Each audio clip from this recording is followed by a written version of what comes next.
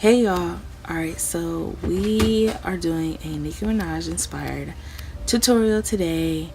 So just keep watching to see how I get the look.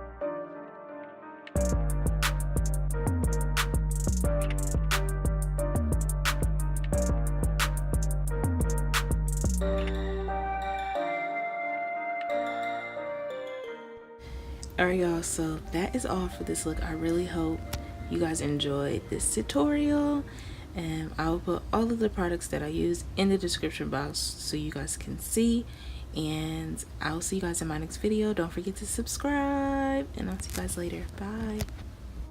Look like I'm going for a swim. Dunk on him, now I'm swinging off the rim. Bitch ain't coming off the bench while I'm coming off the court fully drenched.